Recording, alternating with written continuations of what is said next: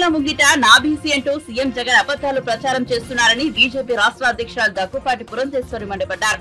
నా బీసీ అనేది జగన్ పెదహాలపై తప్ప గుండెల్లో లేదని దుయ్యబట్టారు. విజయవాడలోని పార్టీ రాష్ట్ర కార్యాలయంలో జరిగిన ఓబీసీ మోర్చా రాష్ట్ర కార్యవర్గ సమావేశానికి ఆమె ముఖ్య అతిథిగా హాజరై ప్రసంగించారు. నేపథ్యంలో నిజంగా ఈ ప్రభుత్వం కొనసాగాల, ఆ ముఖ్యమంత్రి ఉండాలా అక్కడ. అది కేవలం బీసీలనే కాదు, రాష్ట్రంలో చూసినట్లయితే రాష్ట్రాన్ని అధోగతి పాలు చేసినటువంటి పాలన ఇవాళ రాష్ట్రంలో ఉంది. అప్పుల ఊబిలోకి నెట్టివేశారు. 12.5 లక్షల కోట్ల రూపాయల అప్పు భారం ఇవాళ ప్రతి తెలుగువాడి నెత్తిన ఉన్నది. అంటే కేవలం మన బిడ్డలు కాదు, వారికి పుట్టేటువంటి ముఖ్యమంత్రి గారు వేదిక మీదకి వచ్చి నా బీసీలు అని చెప్పి గుండెలు కొట్టుకోవటం కాదు.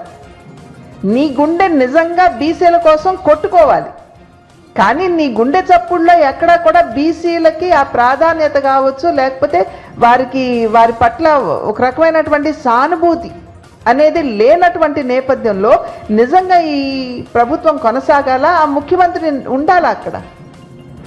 అది కేవలం బీసీలనే కాదు, రాష్ట్రంలో చూసినట్లయితే రాష్ట్రాన్ని అధోగతి పాలు చేసినటువంటి పాలన ఇవాళ రాష్ట్రంలో ఉంది. అప్పుల ఊబిలోకి నెట్టివేశారు. 12.5 లక్షల కోట్ల రూపాయల అప్పు భారం ఇవాళ ప్రతి తెలుగువాడి నెత్తిన ఉన్నది.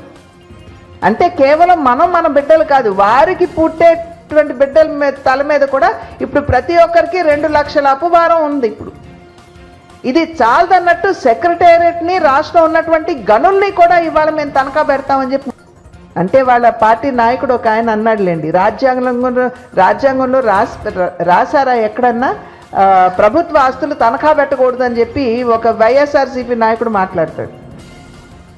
అసలు ప్రజాధనంతో ప్రజలు కట్టేటువంటి ట్యాక్స్ మాధ్యమంగా మీరు అక్కడ సెక్రటేరియట్ని నిర్మాణం చేసిన తర్వాత దాన్ని తనఖా పెట్టే అధికారం అసలు మీకెవరిచ్చారు? ప్రజలు ఓట్లు వేసి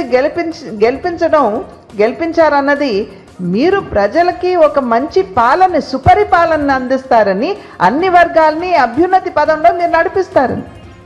కానీ ప్రభుత్వ ఆస్తులు ప్రజల డబ్బుతోటి, ప్రజలు ట్యాక్స్ రూపంలో కట్టిన సొమ్ముతోటి నిర్మాణం చేసినటువంటి ప్రభుత్వ ఆస్తులు మిమ్మల్ని తనఖా పెట్టుకోమని చెప్పి రాష్ట్ర ప్రజలు చెప్పలేదు, మీకు అధికారం ఇవ్వలేదే.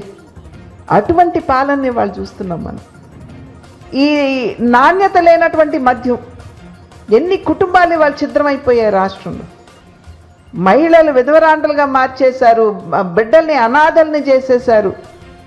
నేను కేజీహెచ్ హాస్పిటల్కి వెళ్తే, గ్యాస్ట్రోఎంట్రాలజీ డిపార్ట్మెంట్కి వెళ్తే 1000 పడకల గ్యాస్ట్రోఎంట్రాలజీ డిపార్ట్మెంట్లో 500 ఈ నాణ్యత లేనటువంటి మద్యం తాగి వచ్చినటువంటి వారే 534 మంది. వారిలో 200 మంది ఇవాళ రేపు అన్నట్టుగా ఉన్నారు అక్కడ వారి పరిస్థితి. ఆ 200 కుటుంబాలు కాదు కదా, రాష్ట్రంలో నాణ్యత లేనటువంటి మద్యాన్ని తాగి కుటుంబాలు ఛిద్రమైపోతే ఆ కుటుంబాలకి ఎవరు సమాధానం చెప్పేది?